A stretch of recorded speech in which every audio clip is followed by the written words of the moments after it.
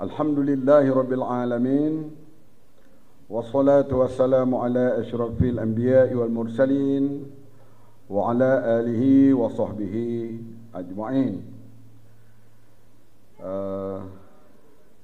Saudara yang berhormat Adli Zahari, yang berhormat Faiz Fadil, pengurusi amanah negeri Kamarul Bahrain, Saudara Hasbi Muda dan seluruh pimpinan Amanah Negeri Terengganu, pimpinan Keadilan Negeri Terengganu, masuk tadi pengurusi keadilan yang baru meninggalkan majlis inti untuk ke Paka, dan seluruh para hadirin, saudara-saudari yang dihormati sekalian.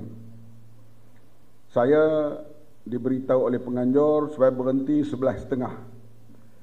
Oleh itu saya berceramah dalam masa kecederaan. Jadi saya mengambil masa yang pendek pada malam ini karena panjang tadi dah memberi penerangan di Kelantan. Di siang tadi majlis makan laksa yang dihadiri juga oleh ramai orang. Di siang hari lebih pada 150 orang, dan view yang melihat secara live ribuan orang pada program siang tadi. Ini menandakan sambutan kepada majlis kita, program kita semakin mendapat sambutan. Hadirin hadirat sekalian, kita 2 tahun terpaksa berkurung MCO. Disebut oleh rakan-rakan saya tadi, kita tidak dapat buat program bertemu muka seperti ini. Hanya selepas April baru saja dibuka, kemudian rakan kita Parti Keadilan pula mengadakan convention. Sehingga selesai convention mereka, maka kita dapat bergeraklah sekarang ini serentak 3 parti sekali, iaitu Amanah Keadilan DAP. Di mana-mana kita buat program bersekali, dan kita akan mempergiatkan program ini. Sebab itu tak boleh kira dah sekarang ni sama ada hari Jumaat ke Sabtu ke Ahad ke, semua hari dikira hari kita bekerja sehingga pilihan raya akan datang, kerana kita nak cover 2 tahun yang kita terpaksa berkurung. Maka maklumat tak dapat kita sampaikan kepada orang-orang bawahan seperti biasa. Hadirin yang dihormati sekalian, malam ini saya nak tumpu satu perkara saja, iaitu soal rasuah yang telah disebut oleh Yang Berhormat Faiz dan juga Yang Berhormat Adli tadi, dan disebut oleh rakan-rakan yang lain. Kita menyebut Islam ya'lu wa la yula alaih. Islam itu yang paling tinggi dan tak ada yang lebih tinggi daripada Islam. Kita yakin dengan apa yang kita kata, kerana itu adalah pemberitahunya Nabi Muhammad sallallahu alaihi wasallam.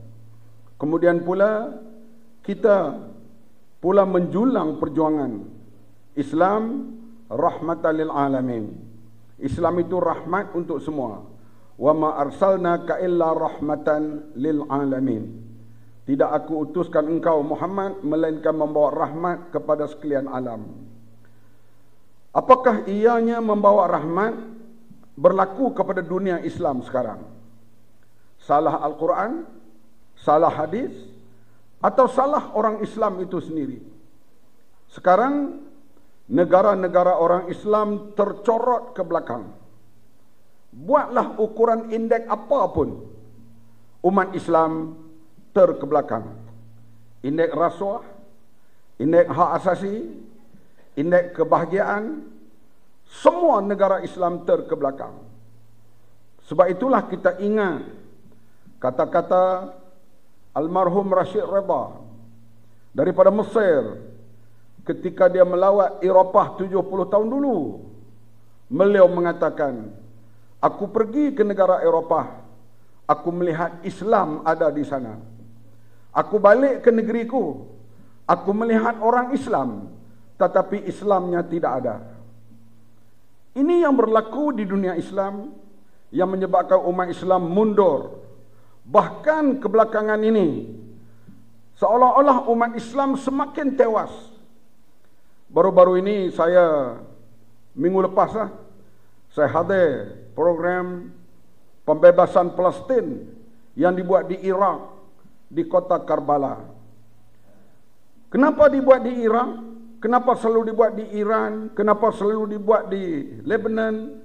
Karena negara Arab lain tak boleh buat sidang Palestin. Hamas, Hizbullah, kumpulan jihad Islam di senarai hitam tak boleh masuk ke negara-negara Arab. Karena beberapa negara Arab Teluk, mereka menjadikan penaung utama mereka ialah Amerika. Kiblat mereka kiblatain, Washington dan London. Dan tak boleh buat sidang-sidang antara bangsa hal Palestin di setengah-setengah negara Arab. Ini keadaan umat Islam sekarang.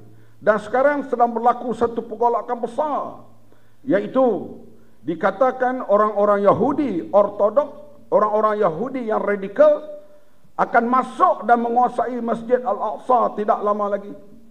Kenapa mereka berani berbuat demikian?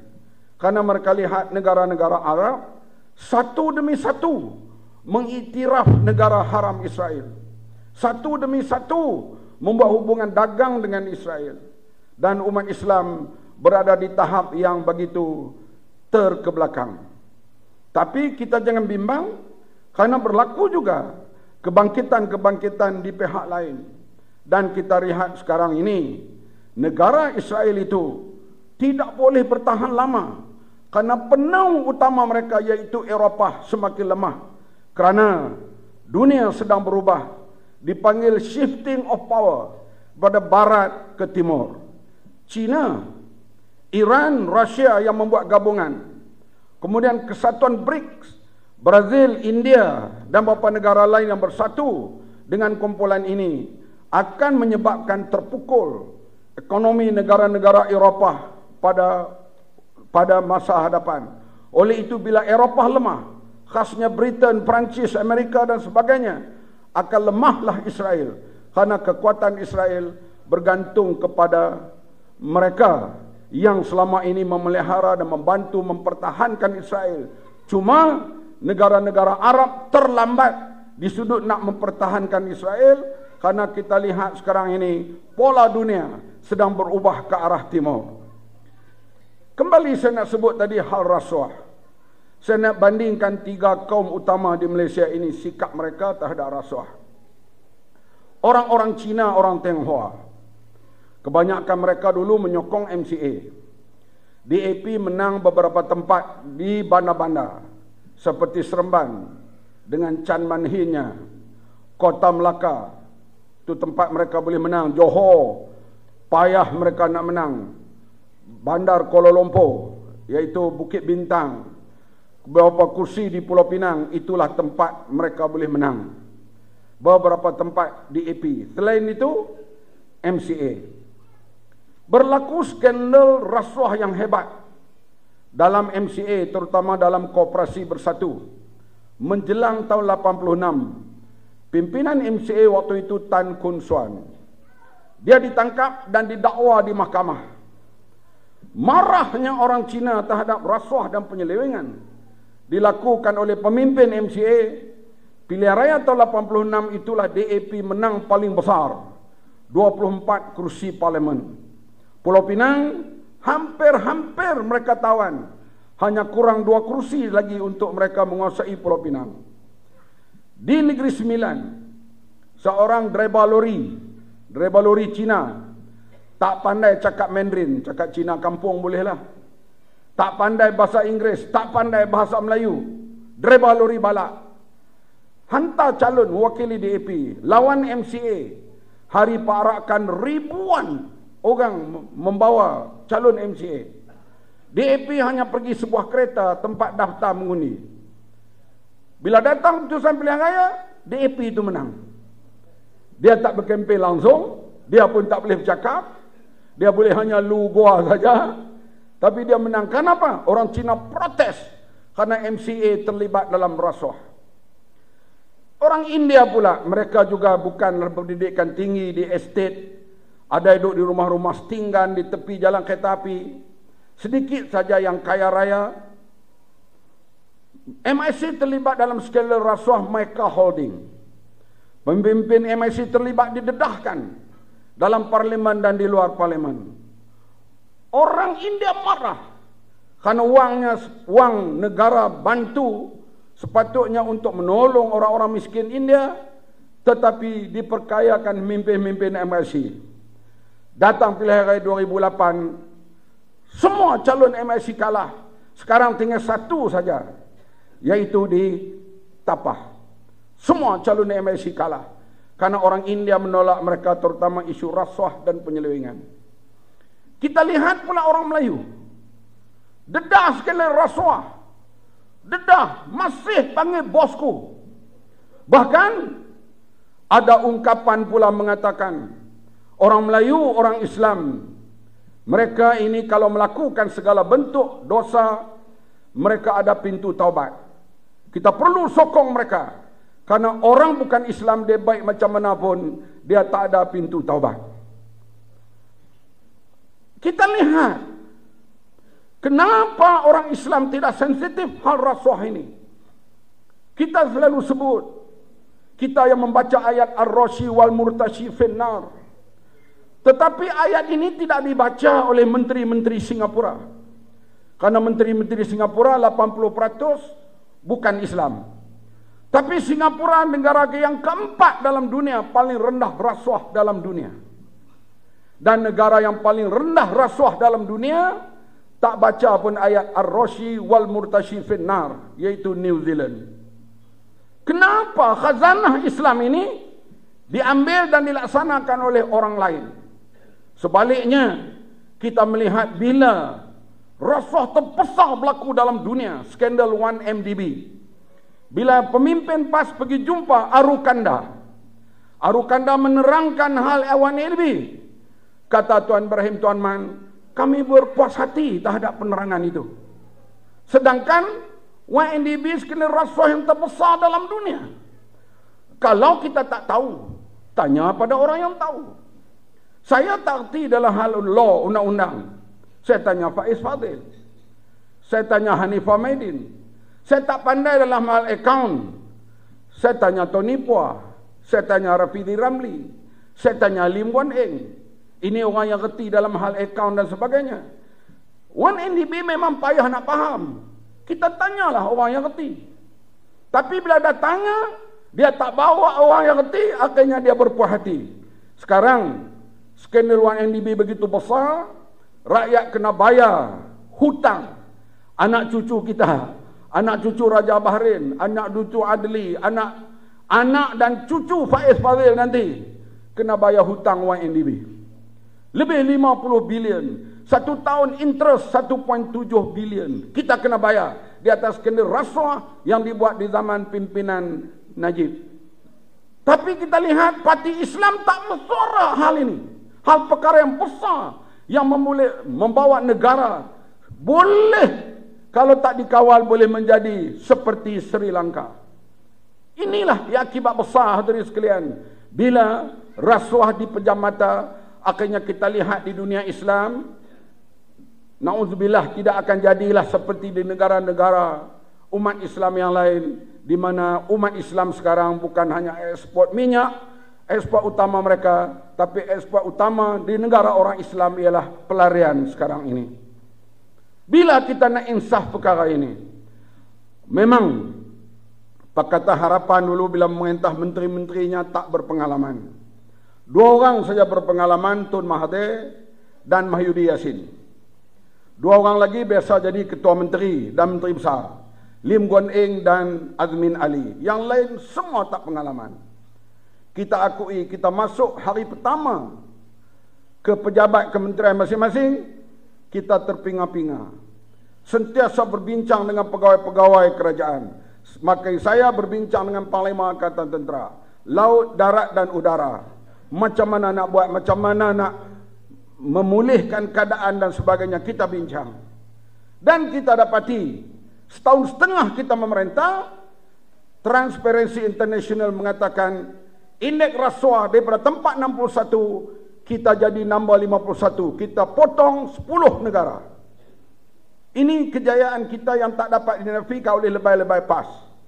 Bila PAS ambil alih bersama dengan Tasri Mayudi Yassin, ambil alih kuasa, indeks rasuah naik sebelah mata. Apa jadi ini? Mana ayat yang kamu baca ar-rashi wal murtashi finnar? Bahkan sekarang ini, apa yang mereka cakap dulu semuanya bohong dan lara. Kita yang terperangkap. Saya sendiri sekarang kalau orang saya tahu UMNO sembelihan lembu atau kerbau ke kambing, saya makan masih melugai. Kenapa? Saya dilatih zaman PAS dulu tak boleh makan sembelihan UMNO. Sampai sekarang. Ini korban ni. Kalau bagi tahu UMNO sembelih saya masih melugai. Karena kita didoktrin begitu. Sekarang kita lihat apa mereka kata. Ucapan orang nombor satunya dalam pilihan raya. Dari sini pergi ke Dumai, singgah sebentar di ibu kota. Keluarlah mengundi beramai-ramai. MCA kawan kita. Bukan UMNO lagi, MCA. Jadi saya tak boleh fikir ni. Selama ni kamu dah bohong kami. Sampai tergeliat leher kita. Lintas 5 biji masjid nak cari masjid tu imam PAS. Tinggal masjid-masjid tu imam UMNO. Mereka ajar kita. Kemudian pula dalam parlimen sebut ini perkataan pemerintah tak peduli masalah pakaian menutup aurat, terutama sekali para mugari. Sekarang saya pun datang daripada Kota Baru ke Kuala Terengganu, saya naik kereta. Saya tak naik kapal terbang kerana saya boring. Semua para mugari dah tutup aurat sekarang. Sejak daripada Zailah menjadi timbalan menteri hal wanita sekarang ini. Dulu buat demonstrasi supaya judi ditutup. Demonstrasi depan tempat jual 6 ekor di Kedah. Kerana Pakatan Harapan pemerintah ni judi terus berkembang. Tapi bila PAS naik memerintah, judi yang kita turun pada 8 kali, dia naikkan semula ke 22 kali. Ada tak PAS arahkan ahli-ahlinya buat demonstrasi sekarang ini? Ada atau tidak? Yang penting, kita kena jaga yang mana lebih darurat. Akhufun dararain. Sama ada bersama UMNO, PN ataupun bersama Pakatan Harapan. Pakatan Harapan ini tak ada akidah. Iman mereka boleh dipertikaikan. Mereka pula nak ukur iman orang. Hadirin, perkara ini yang dimainkan perkataan yang dipanggil sentimen. Sentimen inilah yang cukup berbahaya. Sekarang sentimennya tak boleh ini PH kerana ada DAP. Tapi Presiden PAS dia kata apa pun janganlah ambil sangat di hati kerana dia akan berubah minggu depan. Minggu depan kita tak tahu dia nak kata lain pula. Dulu kita tahu dia bermusuh sangat dengan UMNO. Lepas tu berbaik dengan UMNO, bermusuh dengan kita.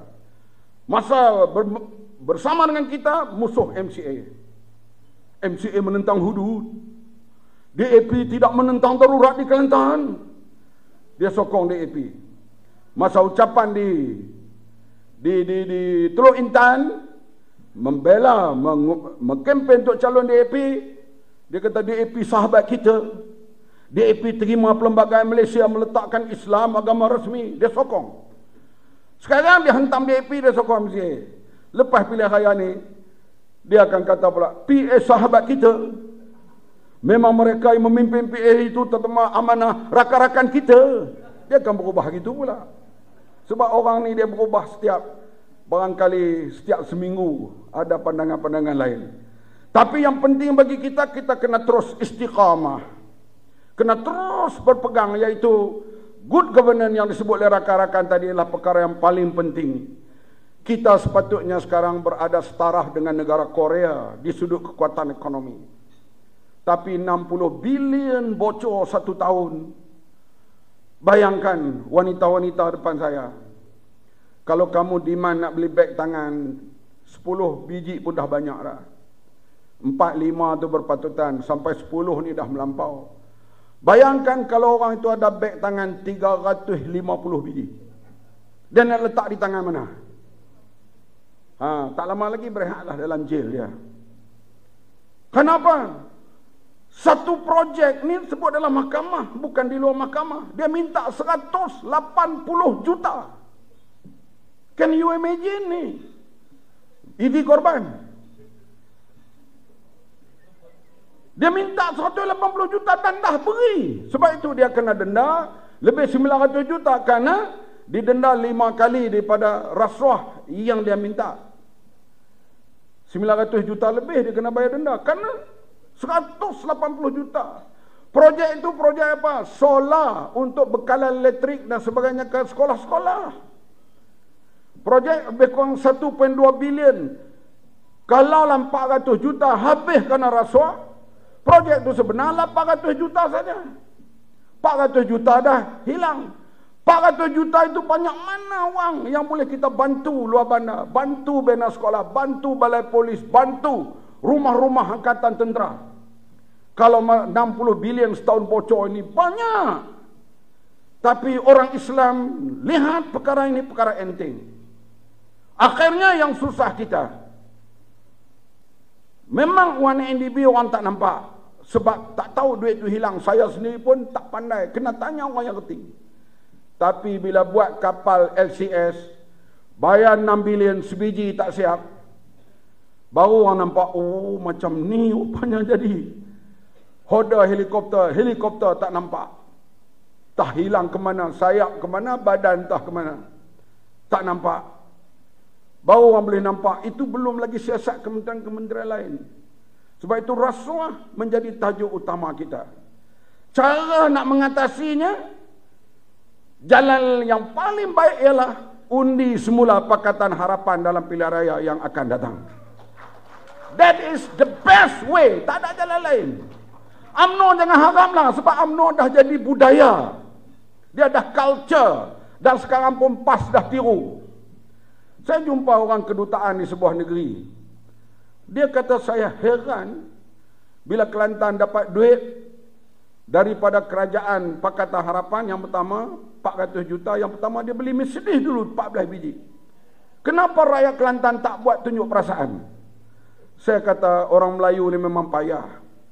Para pemimpin dia sanggup berkorban apa saja, dia susah pun tak apa.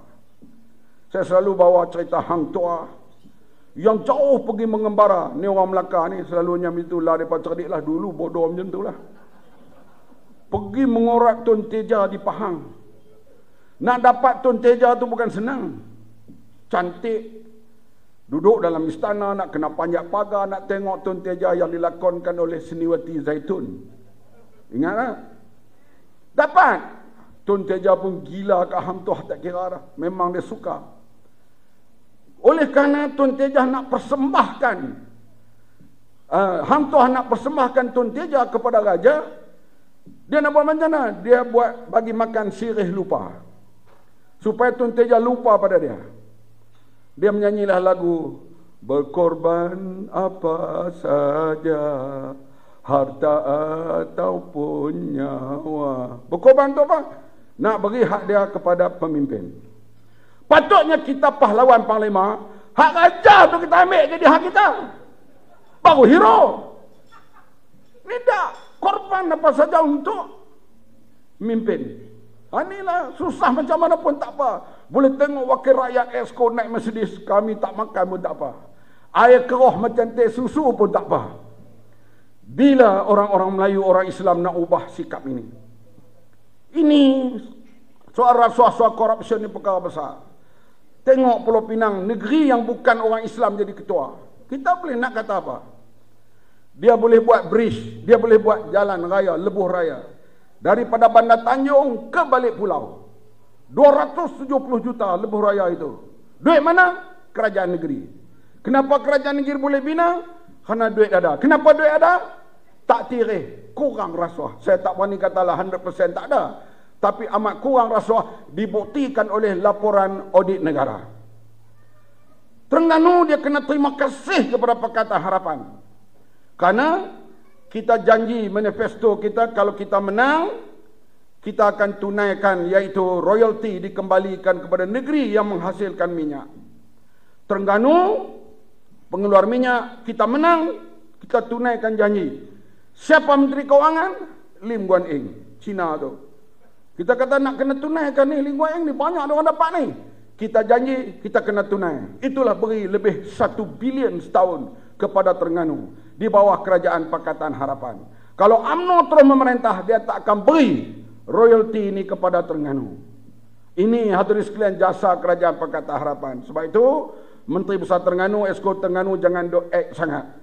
Yang kamu dapat itu kerana janji kerajaan Pakatan Harapan. Belanjalah sebaik mungkin untuk rakyat negeri Terengganu. Jangan belanja tak tentu halal, terutama sekali untuk memperkayakan diri dan kaum keluarga. Ini yang kita harapkan. Sebab itu hadirin sekalian, kawan-kawan dah sebut tadi, memang Terengganu ni saya ucap tahniah kerana kamu tabah nak tubuh amanah di Terengganu. Ingatlah bagaimana kita nak bergerak dalam PAS di Johor, di Melaka, di Negeri Sembilan, di Selangor dulu. Sana tempat yang kita yang sebut Pak Fadil sebut itu, kita ceramah 5 orang yang dengar 3 orang di Tampen, sekarang Tampen wakil rakyatnya daripada Parti Amanah. Berubah. Kenapa? Karena kesabaran, perjuangan yang berlaku di Johor, di Terengganu, di Melaka, akhirnya mereka dapat hasil perjuangan itu. Di Terengganu sekarang memang amanah dianggap terpencil. Keadilan pun terpencil. Maklumlah, sini kubu kuat PAS yang paling kuat dalam dunia. UMNO pun kuat di sini, dua-dua parti itu kuat. Tapi jangan bimbang, pemikiran manusia ini berubah. Dia fikir dan dia tengok, terutama kejayaan negeri-negeri di bawah Pakatan Harapan, rakyat di sini juga akan berubah. Artinya Terengganu pada masa hadapan insya-Allah akan bawa sinar yang gemilang. Bila Terengganu naik, Kelantan naik, pantai barat kita pertahankan, maka waktu itu PAS dan UMNO dan juga bersatu di bawah pimpinan Mahyudin Yassin akan ghaibul ghuyub insya-Allah. Inilah yang kita harapkan dan sekali lagi saya ucapkan terima kasih kepada semua dan insya-Allah amanah dan Pakatan Harapan Terengganu akan terus maju. Insya-Allah kita akan mencapai kejayaan dalam pilihan raya yang terdekat yang akan berlaku di Terengganu dan di Malaysia ini. Wabillahi taufiq wal hidayah. Wassalamualaikum warahmatullahi wabarakatuh.